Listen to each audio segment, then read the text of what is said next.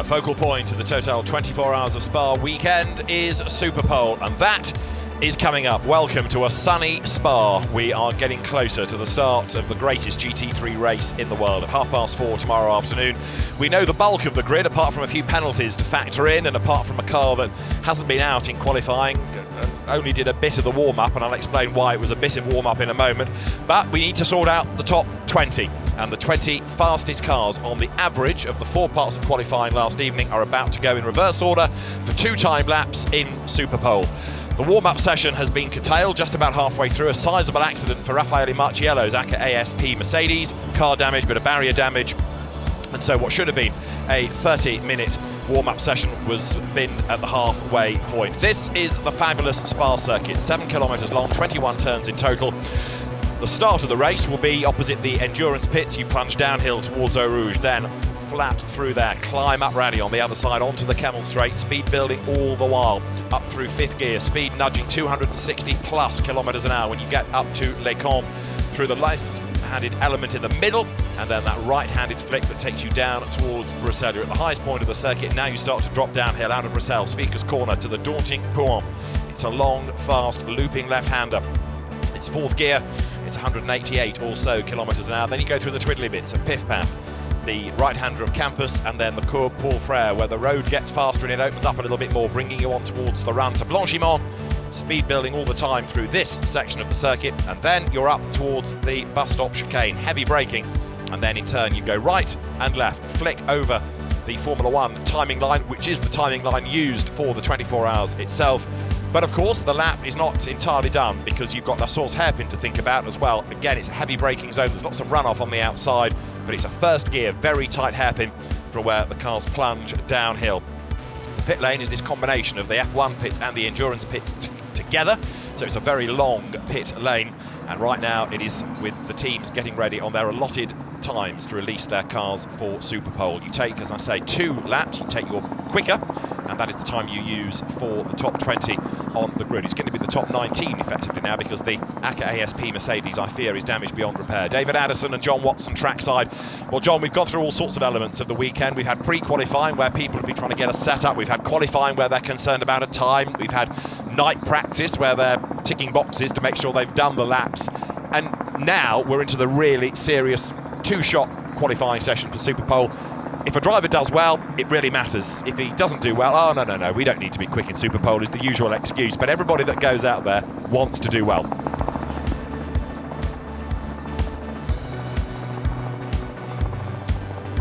And so, as we have a look at who is going to go in which car, Nicky Katzberg will go first, Franck Pereira will drive 82, Combes Ledegaard will drive the McLaren. This is the order they're going to go out in, that reverse of the 20 times. So the fastest driver yesterday was Philippe Eng, and he will take number 34 BMW into the last part of this qualifying period.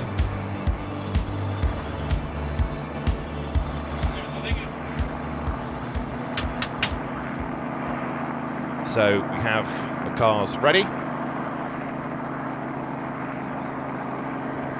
Everybody getting ready for this qualifying period. As I say, 2 laps from each car, and we will be good to go very shortly. John will join us as soon as technology permits. And as I say, we've lost one. This Mercedes of Raffaele Marciello is, after a big accident in that earlier session, not now able to take part in qualifying. Nick Katzberg, a former winner of the event, he will go first, and he will get the 2 laps in. And then Nick Katzberg will, having set the benchmark time, have to sit and wait. You're allowed new tyres, of course, for Superpole, and the drivers get set for this 2-lap run.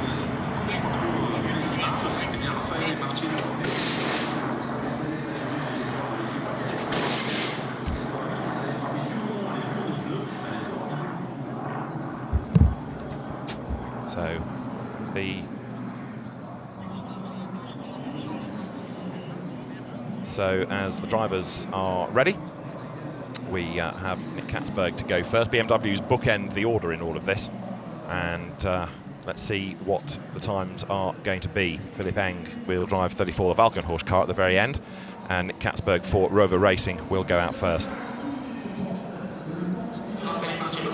So Nick Katzberg for Rover will be out on track. First of all, there you can see the Bentley boys getting ready. And let's see whether numbers 7 and 8 are able to fly. It's going to be 8, really, that is the quick one in this session. It's the only one in the session, in fairness, because 7 missed Q4 because of a technical issue. Maxime Soulet will drive number 8. Well, I think I'm back on air. We've got a problem, but we've got it solved. But the big issue everybody's got to do is remember to put on the sun screen. It is 36.5 Celsius. Hottest it has been. Track temperature is 39. And they only got 2 flying laps. But just going back to that incident we saw with 88 Mercedes, Raffaele Marciello, strange place to have the accident he had. We couldn't tell whether that was an accident caused by him driving or whether there was an issue beyond it. But it is really, really hot. And that will, even in the 2 short laps, alter some of the handling characteristics that the cars have enjoyed over the previous day and a bit of running. So interesting times ahead. And I think even Dries van Thor said earlier on this morning, the difference between the hottest part of the day and the coolest part of the night results in everybody is having to make a compromise. They can't optimize the car for every change in temperature they're going to have to contend with throughout the 24 hours. Right, we are good to go. Nick Katzberg is first down the pit lane. He will join the circuit, and then they will go in this reverse order. So Nick Katzberg, Franck Pereira, Côme Ledegaard, Daniel Serra, Jamie Green, Albert Costa, Edo Mortara, Fred Makovici. Then there'll be a small gap because there's no Raffaele Marciello. Maxime Martin, Mirko Bortolotti, Davide Rigon, Lawrence Van Thor, Maro Engel, Maxime Soulet, Kelvin van der Linde, Dries Van Thor, Nico Müller, Marcus Winkelhock, Philippe Eng. How's that for a cast list? Would have been better if Raffaele Marciello had been in it, that's for sure.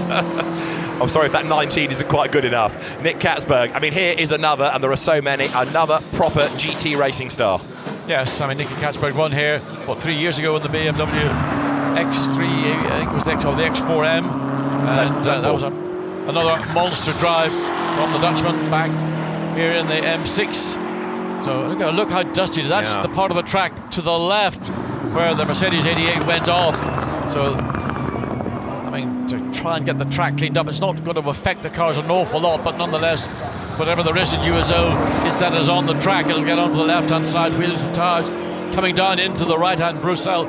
So whether the car will have the kind of bite that you're expecting will be interesting to see.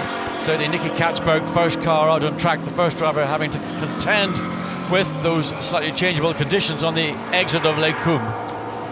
Yes, that year that he was the winner for Marc VDS Racing in that BMW Z4, if you remember, it was the lead car that hit problems early on Sunday morning, and his car, which was the lower placed of the two, then had to step up to the plate, and Nick Katzberg absolutely excelled and really stood out in that race. As the teams look at the data, Rover Racing has won the event, of course. 2 years ago, the BMW M6 was the victorious car. It was a Maxime Martin win as well. Finally, he got it done. Alexander Sims, part of that winning team, and he looks on as the car now accelerates up towards Blanchimont. So this outlap, he'll then get 2 flyers and then an inlap. And of course, we'll have the sector times as you look at Nick Katzberg. Hard at work, building up for his first flying lap. Yeah, you can just see the concentration on his eyes. So every part of his focus gets in slow then makes the cut back, get onto the throttle as early as you can to get the drive. You're having to see a little bit of work on the steering wheel just to keep the car in line as he comes across start-finish line to go on to the first of his 2 flying laps. And for Nicky Katzberg, he's going to be the pathfinder really for everybody else that will follow. They will set the benchmark time. Inevitably, the car that goes first, unless something, an act of God or biblical floods, usually will never be the car that will end up in pole position. But where will he be? And of course, you get the 2 shots at this. Out of Eau Rouge he comes, up the hill, through Radion now. He's certainly pressing on. That's exactly what he's got to do.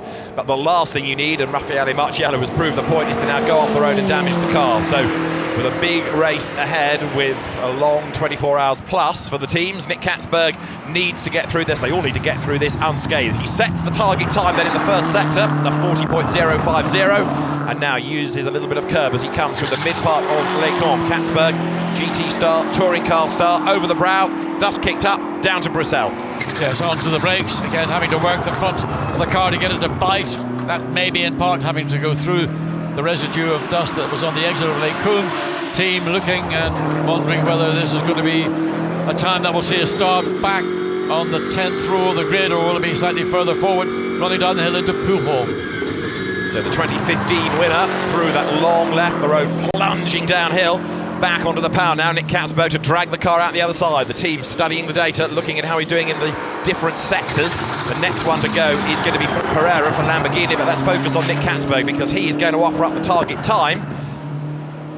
And I expect he will go quicker on the second one anyway, but of course the later cars have to think about a bit of traffic as Katzberg now comes into campus. Yes, but of course, second lap not necessarily going to be quicker because whatever the set of tyres that Rover Racing have put onto this BMW, ordinarily, if it was a fresh set of tyres, it will be the first flying lap that will give you the best result. Second flying lap will maybe be consolation, but somebody had to go first, and for Nicky Katzberg, that was his option, or not his option, that was his fate almost. Yeah. Rides the curb coming out of Blanchimont, so now he heads up towards the timing line, and this will be the first salvo in Superpole. What can Nick Katzberg do then in the 99 BMW? Doesn't look very strong coming through and out of the bus stop chicane, so 2:20.239. Good opening salvo for your first flying lap, but needs to find at least another second and a half or more to be in the top 10 in my view. So Franck Pereira then comes next. That looks like it's on him. And his first sector is a 40.2, so fractionally down on Nick Katzberg. Just the body language of the Lamborghini looks much more. It's a more nervous looking car. The BMW is a more compliant car, doesn't give you the sense that it is on the balls of its feet. But he's dropped hundredths in both sectors, so it might look good, it might look darting, but it's not yet proving to be as quick as the big BMW. Koen Ledegaard in the McLaren has done the absolute best in the first sector, 2:20.239 to beat. Onto a flying lap has just gone Daniel Serra in the Audi. Franck Pereira into the bus stop, through the right, through the left, then gets the car into a straight line, squirts it onto the power up towards the timing line, 2:20.239 to beat, and the lap time that he does is a 2:20.5. So Franck Pereira goes second. He did do the absolute best in the last sector, but was a little bit down on the BMW in sectors 1 and 2. 58, garage 59 McLaren. Koen Ledegaard he's got fastest overall in that first sector. Comes out of on the run up the hill, so the second sector is a personal best. Looking to see if anybody the best. Sector time in sector 2 is fractionally in the favour of Ledegaard. Then flat, yes, flat through. Blanchimont carries the speed through the exit of the corner and up into the braking zone into the final two corners. Now remember, yesterday the best out of all four elements of qualifying was a 2:18.763. That's what they should be aiming for. I know it's hotter today than it was yesterday evening, but that's the target. As up towards the line comes Koen Ledegaard. Is it going to be better than a 2:20? It is! It's a 2:19.822. So to the delight of the team, the French driver Koen Ledegaard goes to the top of the times, 2:19.822, but there are more hot shots to go. So Nicky Katzberg. So nothing in the first sector, nothing in the second sector. No, you're right, it was the first shot that was the good one. It's going to be your first flying lap if you're on a fresh set of tyres or a brand new set of tyres. And Nicky Katzberg having to work the steering wheel quite hard coming through the exit of the bus stop chicane. You could see him having to balance effectively the throttle and the rear wheels by making those small adjustments. Daniel Serra, who is on a first flying lap. Obviously it's a personal best in sector 1, but in real terms he's lost 3/10 there to Ledegaard, so this is going to be okay, but it's not going to be stellar, I don't think. Daniel Serra, that we saw racing Aston Martin's, new to Blancpain, now he's turning to Audi, but part of the Aston Martin programme within the World Endurance Championship for a few seasons. Flat. Going for it. That's what we want to hear, that's what we want to see. So Daniel Serra up towards the timing line, so he's dropped half a second in sector 1 relative to the absolute best of Koen Ledegaard, who was actually going quicker again on his second run, interestingly. Let's just get Daniel Serra across the line. Chico Serra's son, the ex-Grand Prix racer, and he will go third fastest then on a 2:20.335 ahead of Franck Pereira. So suddenly that Lamborghini time of the flying Frenchman is not looking so hot. Yeah, that was the car that visually looked the quickest of all three that we've seen. But what is impressive is Koen Ledegaard on the second flying lap, fastest overall in sector 1. Now normally McLaren, either they get the tyres too hot or they don't get the temperature up. Maybe these hot conditions have just brought the McLaren alive, certainly in sector 1, fastest overall of all we've seen. DTM star Jamie Green next on track. Of course he has raced here, he has raced these cars before, but he's not a regular GT driver, but it's good to have him back in the championship. Up through Blanchimont he comes. His sector times are okay, but again, they're down on the absolute best. So Colm Ledegaard's effort was very impressive indeed. He has dropped down in the middle sector, so he's not going to improve necessarily on this lap. Where will Jamie Green's lap time put him? This will be the 5th time that we get. Where does it put him in the order? It is a 2:20.4. That's good enough for 4th. Again, ahead of front Pereira. Here's Ledegaard.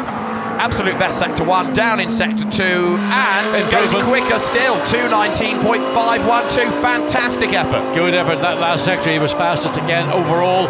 Picked up time. He missed a little bit of time in the middle sector by about 0.2 of a second, but clawed it back, and now doing a mid 2 minutes 19.5.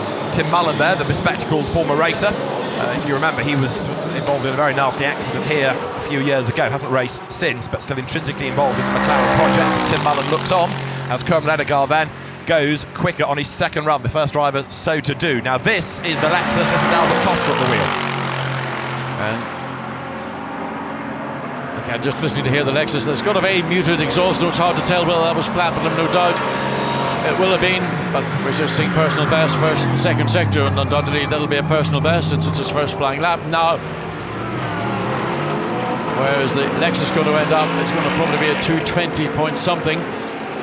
Oh, it's a 21. Disappointing. 6th on this first flying lap. 6th of the 6. Christian Kleen looked on, a little bit frustrated. So Ledegaard, Katzberg, Serra, Green, Pereira, Costa is the order. The next one to go should be Maxime Martin. Then we've got ready to go the Edo Mortara, Mercedes, and line 11, Fred Makaviki's Porsche will take to the circuit. Yeah, we saw a little bit of Fred Makaviki in the warm-up. This is the Mercedes, the 84. Eduardo Mortara, who is doing decent sectors.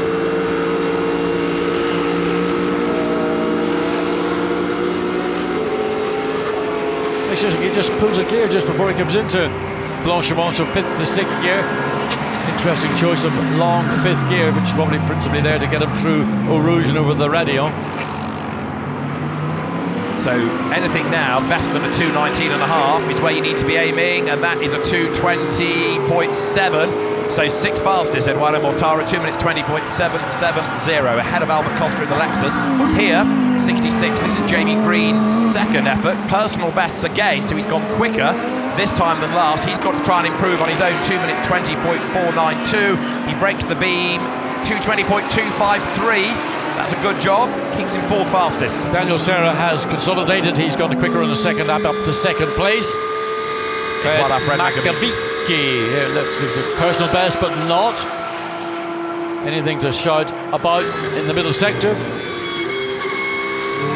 It almost looks like he's getting ready for the second lap. Absolutely, you just see he backed out of it way before he came into the braking zone. Now what he wants to do is get the car, keep it tight to the right, straighten up now, hard down to the left, get the throttle opened, and then just unwind the steering lock to get the car exiting as straight a line as possible. So that lap, 2 minutes 25, clearly he had decided wasn't going to be worthy of bothering with for the last sector and abandoned it. He's got one more shot to try and put that Porsche up into the coveted pole position. Now here's the Lexus of Albert Costa, personal best in sector 1, so quicker than last time, but a little bit of time lost in the middle sector.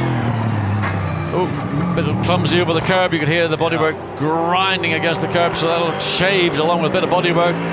A second or fractions of seconds off. He comes across the line, does a 2:20.6, so it has improved up to 6th place. Goes quicker on his second run, so interestingly that some drivers are doing it, and we expect Fred Makaviki, having bailed effectively on his first one, he's got to. Yes, he's no option, he's got to go out there and do it in this second flying lap.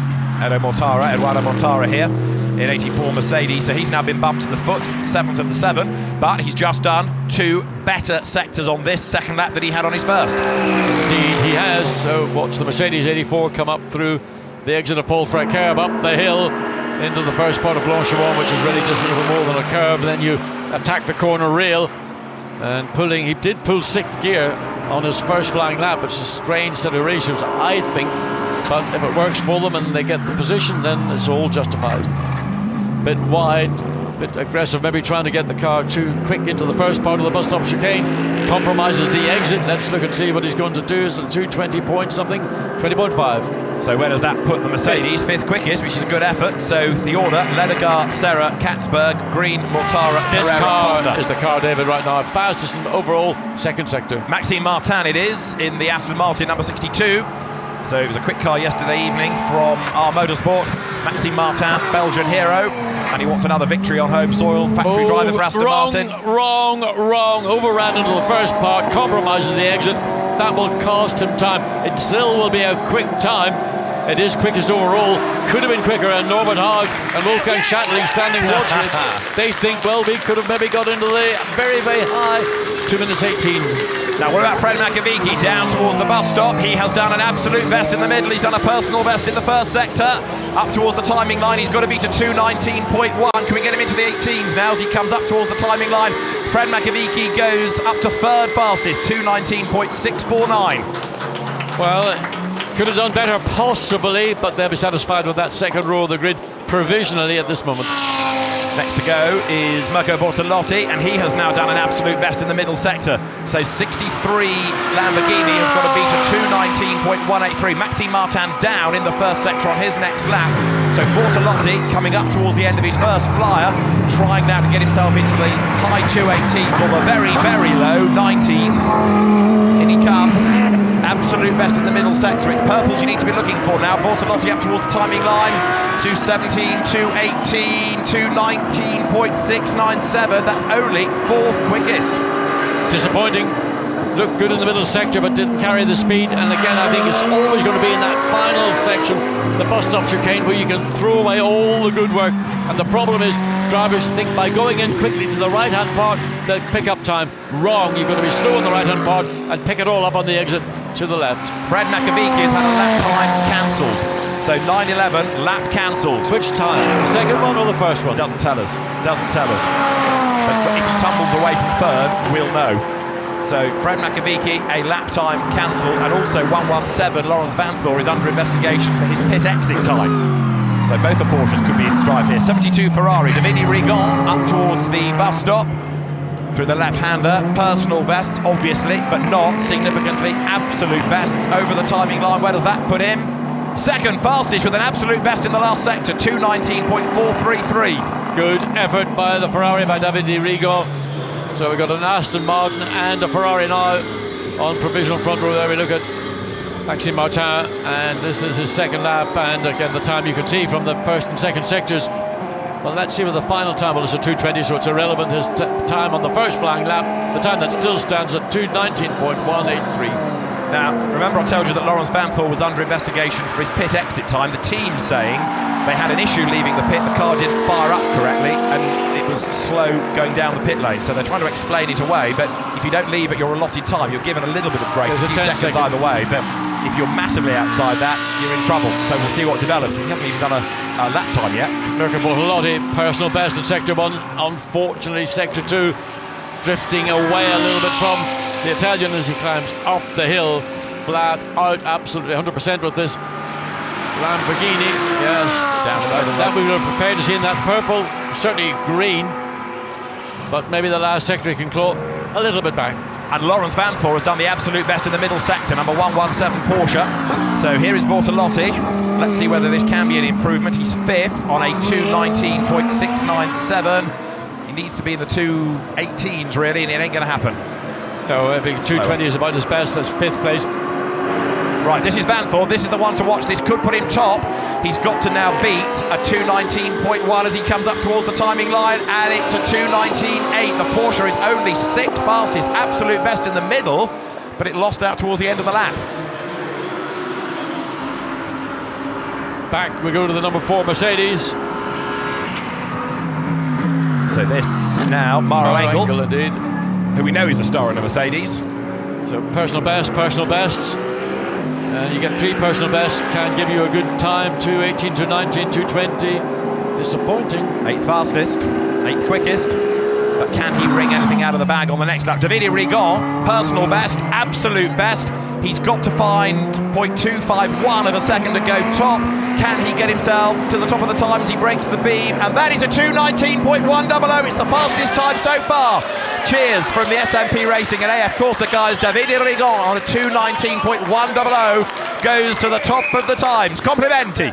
Sì, bene, tutte bene. You sound like Sebastian Vettel here. Yeah, but a great drive. It didn't look like he was going to do it on the exit. I thought maybe the car was beginning to slide a little bit too much, but Davide Rigo had enough in hand and did a great job. As you look at number 8, the Bentley, Maxime Soulet. So in he comes. This has been a decent... Andy Soucek.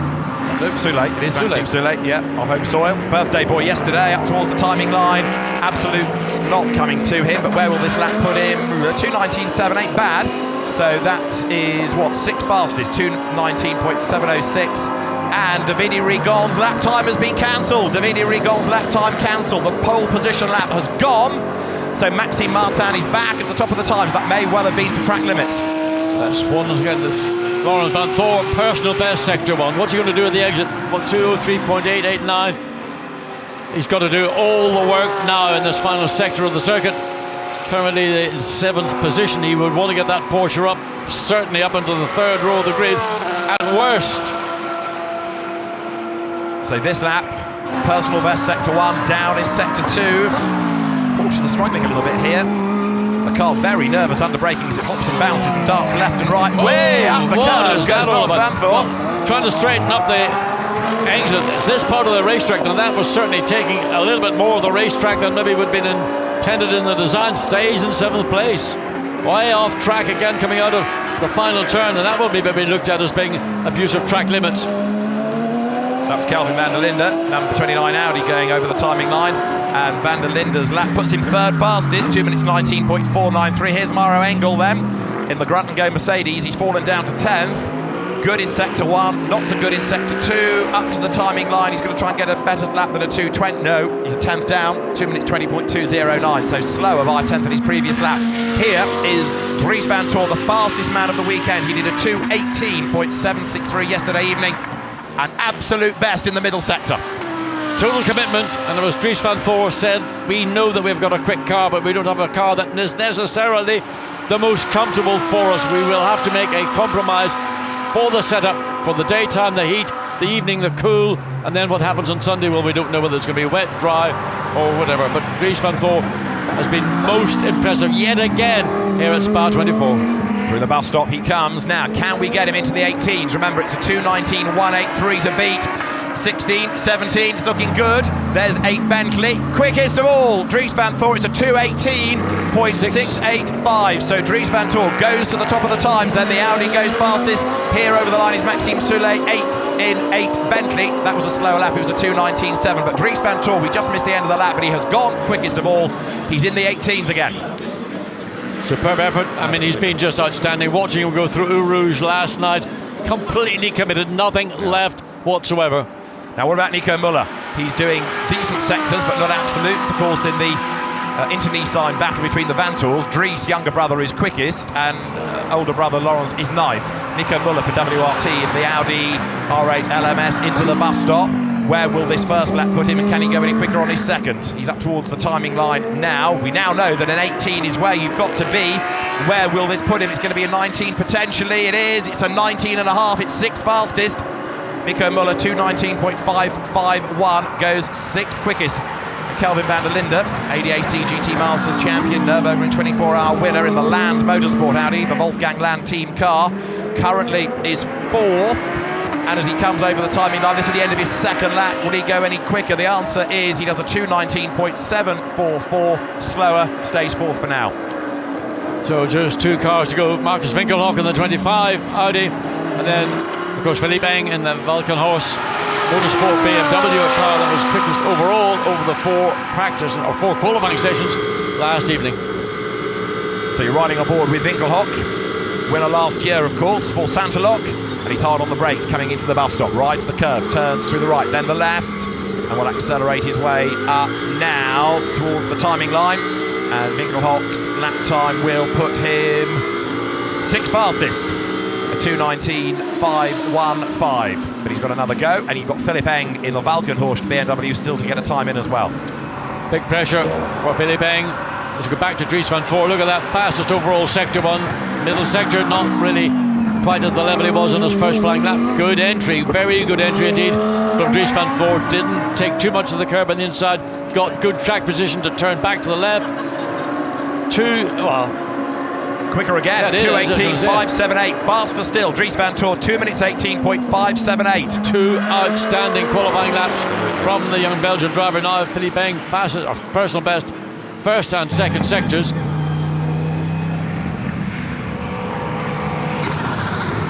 He's 2/10 down against the absolute best in Sector 1 and 6/10 down on the absolute best in Sector 2. So Philippe Eng is going to be good, but not stellar, I would propose, on this lap.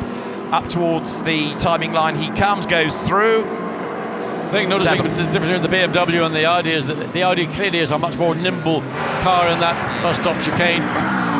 Now this is Nico Müller, who's got personal best against his name, and he's got to try and improve on a 2:19.551 as he comes up towards the timing line now. 8th is the Audi, breaks the beam, goes quicker, third fastest, 2:19.366. Nico Müller goes third. Strong performance from the 2WRT Audi team. First pole position, third position for Nico Müller, and they've got the Aston Martin of Maxime Martin in that second place alongside the two Audis. Or let's say between the two Audis. Indeed so, good for the Aston. Ferrari 4th, and then Audi 5th, and McLaren 6th. That early time by Koeman-Edegard still standing within that top 6. So Philippe Eng 8, and he's down in the first sector compared to what he did earlier. This is Marcus Winkelhock, who is down in the middle sector compared to what he did earlier. He's got to try and beat a 2:19.515, and Vinky comes up towards the bus stop now. Probably doesn't look like it's going to happen in this lap. Didn't seem to carry quite the speed through. And he's coming in the pit lane. There we go. That says it all. He knew it wasn't going to be any better, and he did a smart thing. He's brought the car in. He doesn't need to try and a second lap that is going to be slower. Save the car, save the tires, save everything. Back into the pit lane. So Philippe Eng, who is 2,000 slower than Winkelhock, 2:19.517. He is down in the first sector. So all the commitment being put in. But I'm not convinced this is going to be a good lap by Philippe Eng. As I say, he's down in the middle in the first sector by 4/10. He's down in the middle sector as well.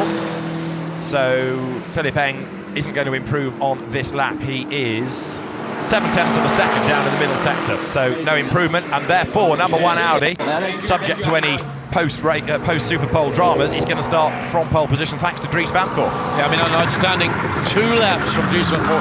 First lap gave him the provisional pole, consolidated with going even quicker on that second flying lap, and he has that Audi dancing around his feet, his hands, the steering wheel looked outstanding. The fact that you've got a Valkenhorst BMW even in Super Pole has perhaps been a bit of a surprise, not in terms of the driver lineup, but Valkenhorst not really considered as front-running a team, for want of a better phrase, as Rover Racing is, but they delivered the goods this weekend, and Philippe Eng ends up 8th fastest then. So Dries Van Toor the fastest, and the teams now get the cars to the Parc Fermé area for the post-session technical checks. We might get a chance to hear from Dries Van Toor. I'm sure he's a very happy man. All the other teams will say, yeah, but so what? It's only Super Pole, 24-hour race, but you can see it matters to WRT. So Belgian driver for a Belgian team on pole position for Belgium's biggest race, never mind the biggest GT3 race in the world. It's hugely important for the Belgians as a collective, and handshakes and smiles all round.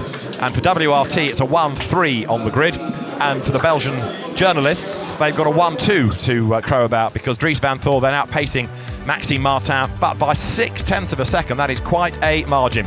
Dries Van Toor then it is, who is the fastest from Maxime Martin.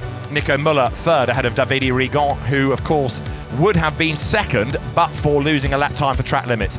5th, Kelvin van der Linde. 6th, Koeman-Edegard, good effort ahead of Marcus Winkelhock. 8th, Philippe Eng. 9th, Fred Macavicchi, and 10th, Mirko Bortolotti ahead of Soule, Laurens Van Toor, Daniel Serra, Maro Engel, Nick Katzberg, Jamie Green, Edo Mortara, Franck Pereira and Albert Costa, with not going out the 88 damaged Mercedes of Raffaele Marciello. So that is how the times look at the end of the Super Pole session.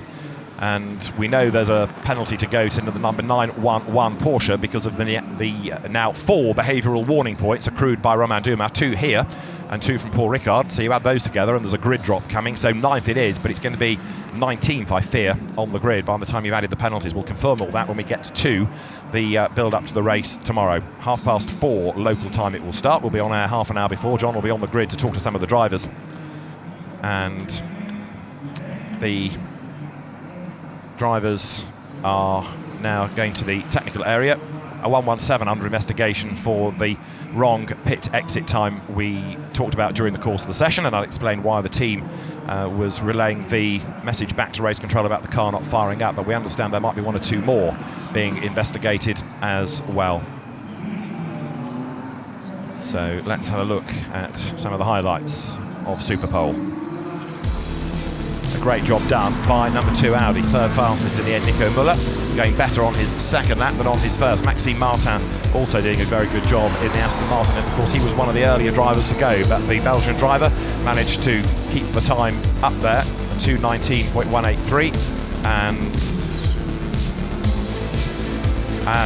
number 1 Dries van Tor getting himself at the end of that session to the top of the times. So it is number 1 Audi, Dries van Tor, after a stellar lap, who starts on pole position for the Spa 24 Hours, the Total-backed biggest GT3 race in the world. We'll see you tomorrow for race day. For now, from John Watson and David Addison, it's goodbye from Spa.